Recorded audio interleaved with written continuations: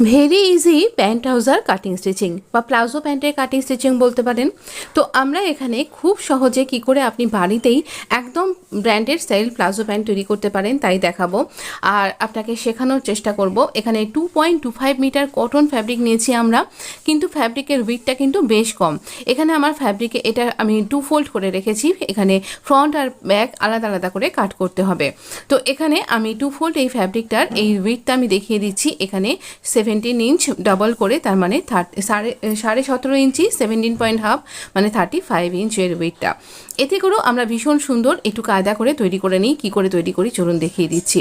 এবার এই 2 ফোল্ড ফ্যাব্রিকের প্রথমে আমরা রাখবো 2.5 ইঞ্চি বেল্টের জন্য মার্ক করছি। দেখুন উপর দিক থেকে 2.5 ইঞ্চি, হাফ ইঞ্চি ফোল্ড হবে, তারপর সেলাই হবে, তার জন্য 2.5 ইঞ্চি। এখানে ইলাস্টিক আপনার যতখানি চওড়া সেই অনুপাতে কিন্তু এখানে আপনাকে রাখতে হবে। হ্যাঁ, আমি এখানে ইলাস্টিক ইনসার্ট করব, তবে ইলাস্টিক ছাড়াও আপনি যদি ডোরি ইনসার্ট করে এই ট্রাউজার প্যান্ট তৈরি করতে চান তাহলে তার ভিডিও আমি আই বাটনে দিয়ে দেবো। এবার ওয়েস্টের একটা ফর্মুলা দেখুন, আপনার হিপের সাইজ যা তার 4 ভাগের 1 ভাগ, তার সাথে আপনি 3 ইঞ্চি অথবা 4 ইঞ্চি যোগ করতে পারেন। আর যদি স্মল সাইজের জন্য বানাচ্ছেন তাহলে 2 ইঞ্চিও যোগ করতে পারেন। তো এখানে আমার সেই অনুযায়ী হচ্ছে 15 ইঞ্চি। আমি এখানে লিখেও দিয়েছি স্ক্রিনে, একবার দেখে নিন। তো 15 ইঞ্চিতে মার্ক করলাম। এবার আমরা ক্রচের একটা ফর্মুলা দেখব।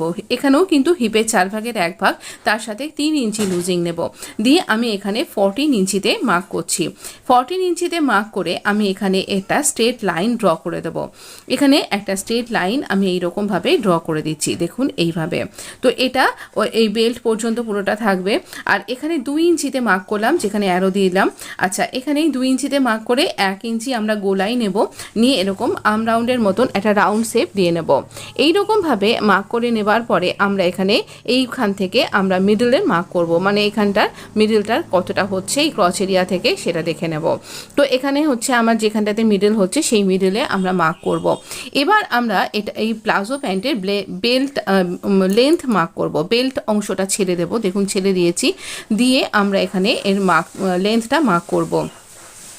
লেন্থ এখানে কতটা নেব আমরা, এখানে যা লেন্থ তার থেকে আমরা এখানে 2 ইঞ্চি এক্সট্রা নেব ফোল্ডিংয়ের জন্য। 35 ইঞ্চ আমার লেন্থটা, 37 ইঞ্চ আমার লেন্থটা আমি 39 ইঞ্চিতে এখানে মার্ক করেছি। তো এখানে 2 ইঞ্চি যা আপনার লেন্থ তার থেকে 2 ইঞ্চি এক্সট্রা নেবেন। আর এইবার আমরা এখান থেকে একটা স্ট্রেট লাইন ড্র করে দেবো। যেখানে 39 ইঞ্চে মার্ক করলাম সেখানে একটা স্ট্রেট লাইন এরকম করে ড্র করে দেবো। এবার আমরা এখানে এই অংশটাতে মার্ক করবার অত দরকার নেই।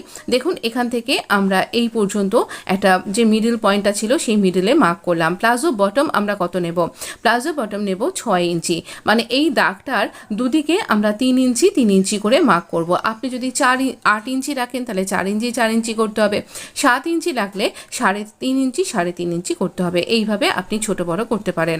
এবার আমরা একটা লেগ সেপারের সাহায্যে এই আমরা ক্রচ লাইনের পয়েন্ট আর এটা যোগ করব। এই লেগ সেপার না থাকলে এইভাবে ইঞ্চি টেপকে কার্ভ করে নিয়ে বাঁকিয়ে নিয়েও এটা করা যায়, সেটাও আমি আপনার সাথে শেয়ার করেছিলাম এর আগে। তো এখানে সেই ভিডিওটাও আমি আই বাটনে দিয়ে দেবো। এবার এইরকমভাবে আমরা এখানে পুরোটা জয়েন্ট করে নেব। এখানে এইভাবে জয়েন করে নিচ্ছি।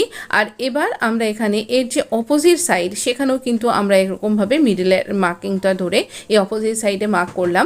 আর এখানেও কিন্তু আমরা স্কেলটাকে এবার উল্টে নিয়ে এইভাবে এদিকটাও মার্ক করব। এই দিকটাতে এরকমভাবে একদম টানা, এরকম যখন নিচেরটা জুড়ছে না তখন এরকমভাবে নামিয়ে নিয়ে জুড়ে নেব, কিন্তু লাইনটা যেন সোজা হওয়া চাই। তো এইরকমভাবে মার্ক করে নেব।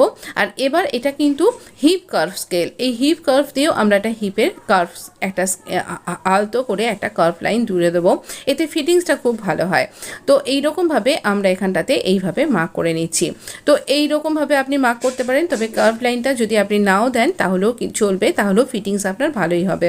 তো এইভাবে আমরা এখানে এক্সট্রা যে অংশগুলো রয়েছে সেটাকে কাট করে নেব। এক্সট্রা অংশ ভালোভাবে কাট করে নিচ্ছি আমরা, একদম সমস্ত রকমের লুজিং দিয়ে এখানে নিয়েছি, তাই এই অংশগুলোকে সমানভাবে কাট করে নেব।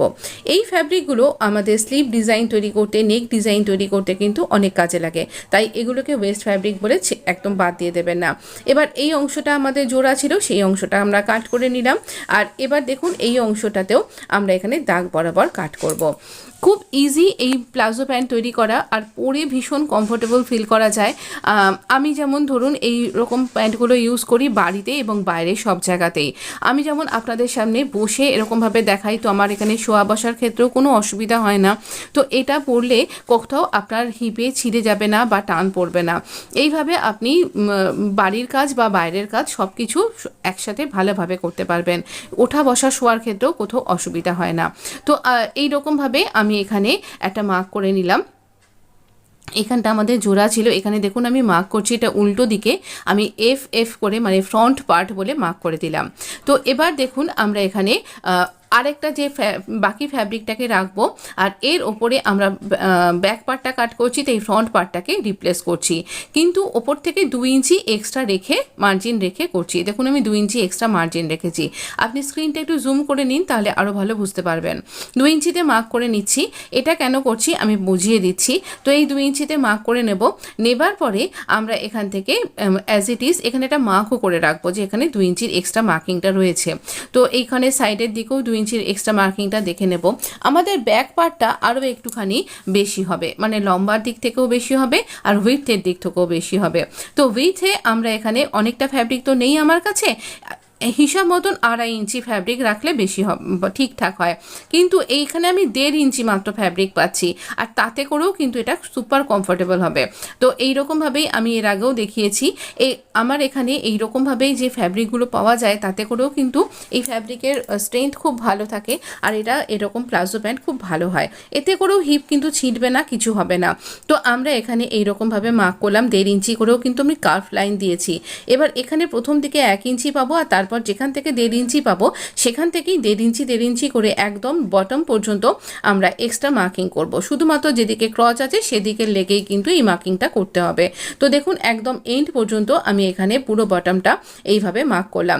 যদি এখানে বটমে কোনো ডিজাইন অ্যাড করা যায় তাহলে এক্সট্রা ফ্যাব্রিক রয়েছে, আপনি নিচের দিক থেকে দেখতে পাচ্ছেন।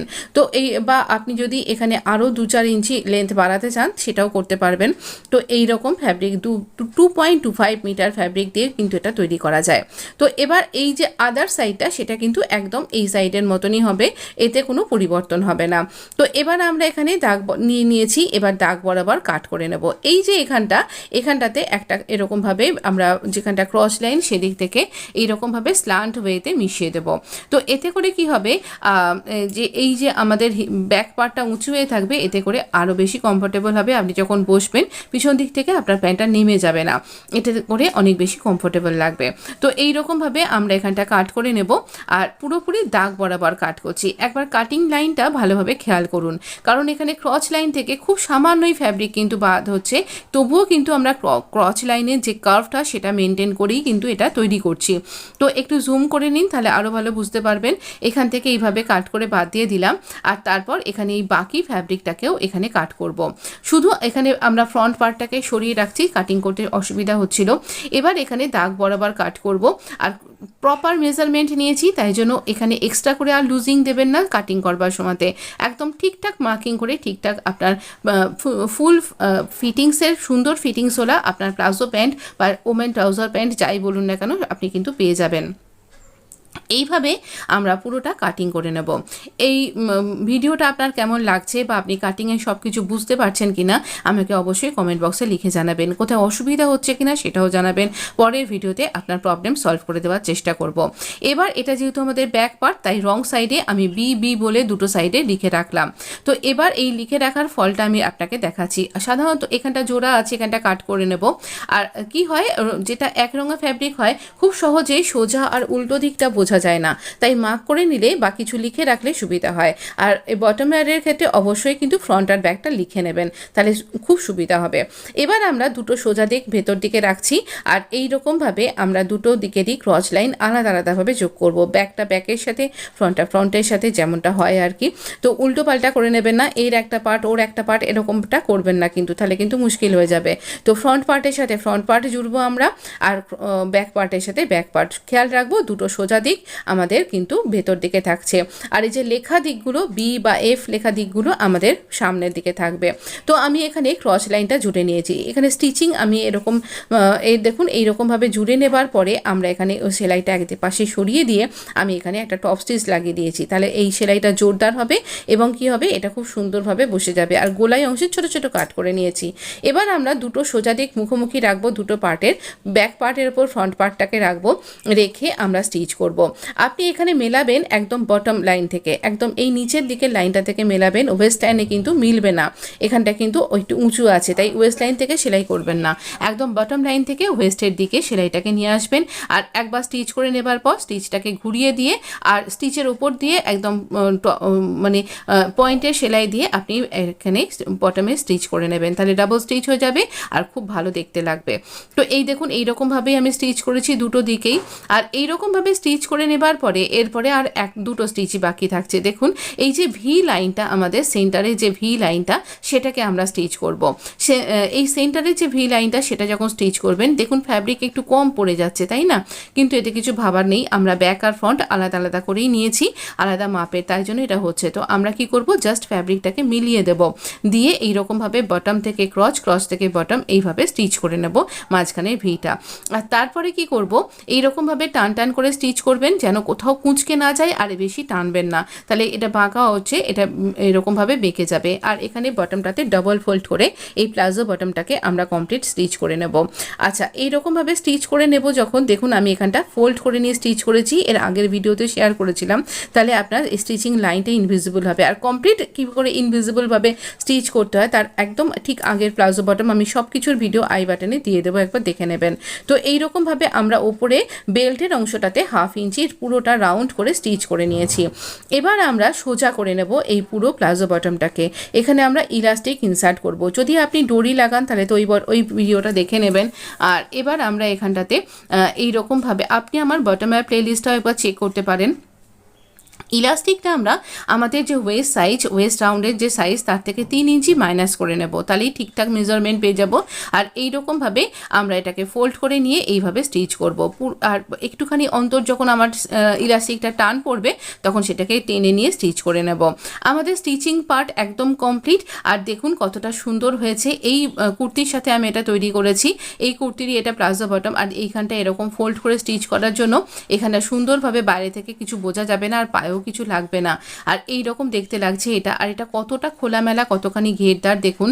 আর ইলাস্টিকটা কিভাবে আমি এখানে দেখুন উপর দিয়ে স্টিচ করতে লাগে না, আমি এখানে না এই রকমভাবে সাইডে মাঝের অংশগুলোতে স্টিচ করি। আর এখানটা হ্যাং করবার জন্য আর ব্যাক পার্টটাকে চিহ্ন করবার জন্য আমি এখানে মার্ক করবার জন্য এইভাবে স্টিচ করে দিয়েছি একটা লুপ। আর এখানে দেখুন আমি ডবল কি 3-4 বার স্টিচ করে দিয়েছি, যাতে করে আমার ইলাস্টিকটা ভেতরে ঘুরে না যায়। যাদের হ্যান্ড সুইং মেশিন আছে আমার মতন, তারা এরকম পদ্ধতি নিতে পারেন। আর ইলাস্টিকটা এই কর্নারে যখন আসবে তখন মানে ব্যাক পার্ট থেকে ফ্রন্ট পার্টে গেলে একটা বড় প্লিট পড়বে, যেটা এখানে ঢেকেও গেছে। তো এইরকমভাবে আমি পুরোটা এর আগের ভিডিওগুলোতে দেখিয়েছি, তাই স্টিচিংটা এইভাবে দেখালে আপনাকে মুখে বলে দিলাম। ভিডিওটা অনেকটা বড় হয়ে যাচ্ছিল। যদি আপনার ভিডিওটা ভালো লেগে থাকে, আর এই কুর্তি ডিজাইনটা যেখানে আমি একদম ইনভিজিবলভাবে এই কট পাইপিংটা ইনসার্ট করেছি, যদি একবার মনে করছেন প্ল্যাকেট নেক ডিজাইনটা দেখবেন তাহলে দেখতে পারেন, খুব সুন্দর এই ভিডিওটা। আর এর কাটিং ভিডিও আছে আলাদা করে। আপনি অবশ্যই ভালো থাকবেন, সুস্থ থাকবেন। স্লিভের যে বাকি ডিজাইন, এই কুর্তিটার বাকি ডিজাইনগুলো নিয়ে আমি পরের ভিডিওতে আপনার সাথে আসছি। আপনি অবশ্যই ভালো থাকবেন। চ্যানেলটা সাবস্ক্রাইব করবার অনুরোধ করলাম। ধন্যবাদ বন্ধু।